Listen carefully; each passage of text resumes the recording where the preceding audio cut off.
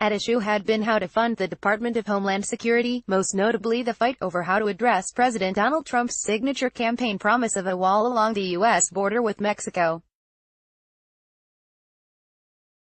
Exact details were scarce in the initial moments following its announcement, but overnight, aides started to fill in at least some of the top-line numbers expected to be included in the agreement. The final text of the legislation is expected to be posted by Wednesday, but in the meantime, here's what to expect. There is $1.375 billion for barrier funding that will cover roughly 55 miles of new barrier, including parts of the Rio Grande Valley, which had been a priority for the White House.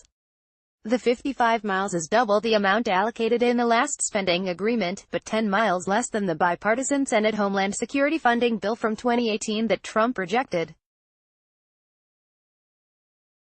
The language and restrictions on the barrier itself are actually similar to what lawmakers have proposed in the past, and had rejected by the president.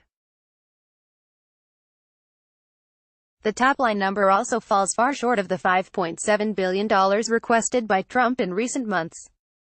Additionally, the deal prohibits the use of concrete walls and only existing technologies for border barriers that can be built. Bollard fencing is the most likely material to be used for any new barrier, aides say, but steel slats, as Trump has previously proposed, are technically also an option.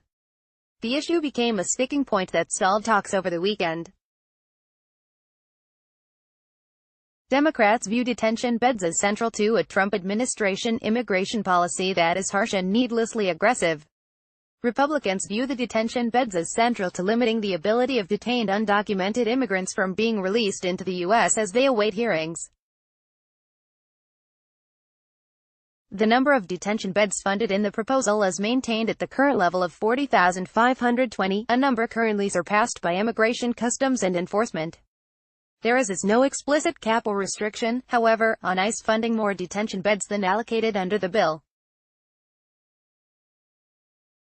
Should ICE find additional funding, they can use it for more, as the agency is already doing. With that in mind, multiple GOP aides say the agreement provides the flexibility to reach Trump's requested level of 52,000 detention beds, and perhaps higher than that through moving, or reprogramming, funds from other agencies inside the Department of Homeland Security.